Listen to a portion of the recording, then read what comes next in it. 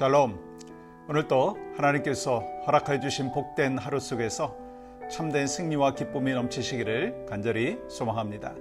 먼저 찬양으로 영광 올려드리고 또한 말씀을 통해서 은혜를 나누기를 원합니다. 찬송가 361장 기도하는 이 시간 함께 찬양하겠습니다.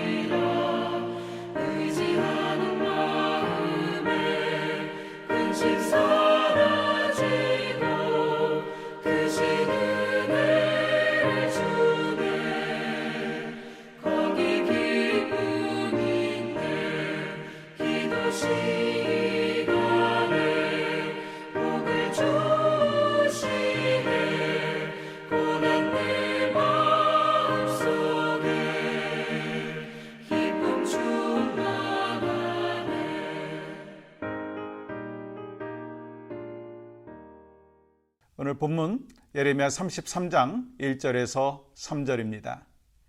예레미야가 아직 시위대 뜰에 갇혀 있을 때에 여호와의 말씀이 그에게 두 번째로 임하니라. 이르시되 이를 행하시는 여호와, 그것을 만들며 성취하시는 여호와, 그의 이름을 여호와라 하는 이가 이와 같이 이르시도다. 너는 내게 부르짖으라.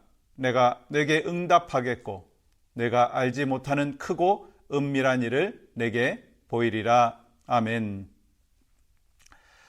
여러분과 제가 한 인생 살아가면서 한 번쯤은 커다란 벽 앞에 선 경험을 했을 것입니다. 내가 할 수 있는 것이 아무것도 없는 그런 상황, 사업도 막히고 관계도 끊기고 기도는 해도 응답이 없는 것처럼 느껴질 때 여러분 경험하지 않으셨습니까? 심지어는 크리스찬으로 살아가면서 이 말씀을 읽어도 감동이 없고 예배를 드려도 눈물이 안 나는 때가 있었을 것입니다. 마치 영혼이 깊은 감옥에 갇힌 듯한 그런 상황 말이죠. 그런 순간 우리는 자주 이렇게 말하죠. 하나님, 왜 침묵하십니까? 왜 아무 일도 일어나지 않는 것일까요? 근데 오늘 본문은 우리의 생각과 정반대의 사건을 말해주고 있습니다. 오늘 본문 1절 말씀 이렇게 기록하죠. 예레미야가 아직 시위대 뜰에 갇혀 있을 때에 여호와의 말씀이 그에게 두 번째로 임하니라. 여러분, 예레미야는 죄를 지은 것이 아니에요. 하나님의 말씀을 전하다가 감옥에 갇힌 것입니다. 아시듯이 그 당시 유다는 바벨론의 침공 앞에 놓여 있었고 왕과 백성들은 예언자의 경고를 무시했습니다. 그러니까 하나님의 말씀을 듣기 싫어했던 시대였고 하나님의 입을 맡은 자가 감옥에 갇히는 그런 어두운 시대였습니다. 다시 말하면 말씀이 외면받던 시대였다, 그렇게 이야기할 수 있죠. 근데 놀라운 일이 벌어지죠. 하나님께서 그 감옥에, 그 막힌 곳에서 임하시는 그 역사를 경험하게 됩니다. 여기서 임하다라고 하는 이 단어의 히브리어는 하야라고 하는 이 단순한 말씀이 아니라 살아 역사하는 임재를 의미하는 것입니다. 다시 말해서 하나님이 예레미야의 고난의 현장에 직접 찾아오셨다라고 하는 거예요.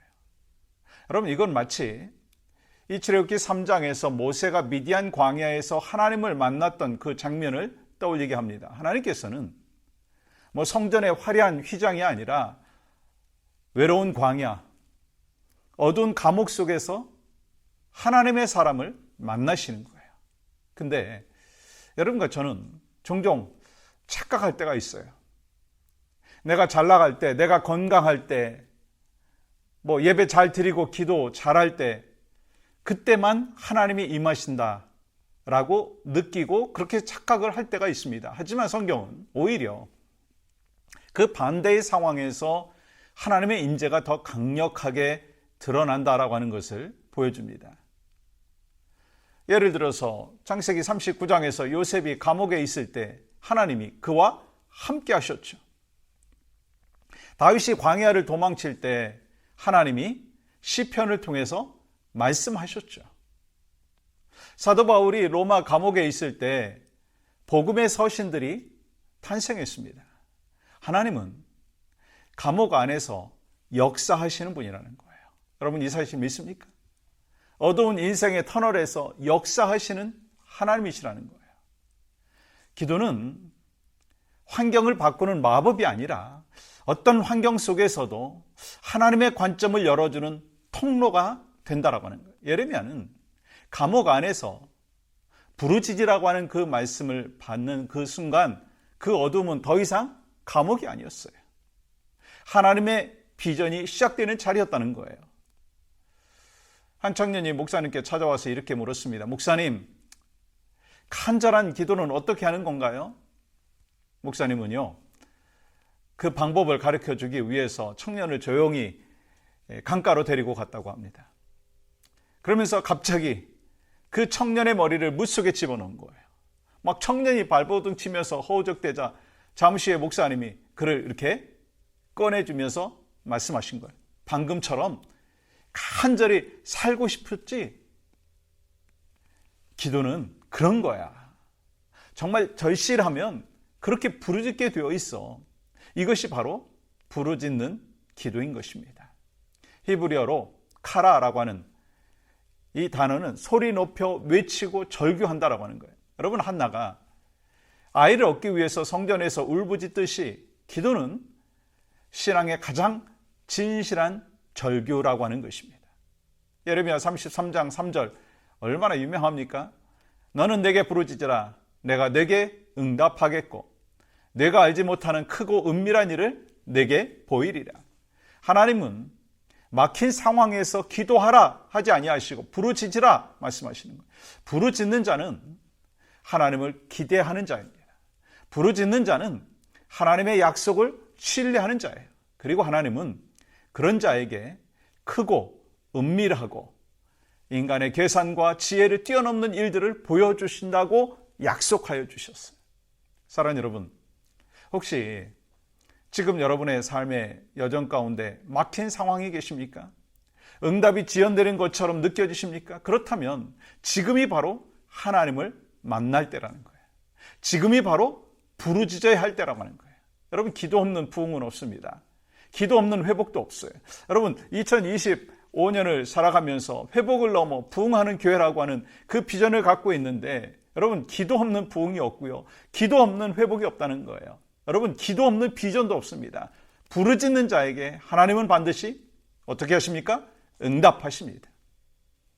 우리 함께 그 마음을 갖고 하나님 앞에 기도할 때 이렇게 기도하기를 원합니다. 막힌 자리에서도 말씀으로 임하시는 주님을 신뢰하게 하여 주시옵소서. 또한 간절한 부르짖음으로 다시 살아나는 영혼 되게 하여 주시옵소서.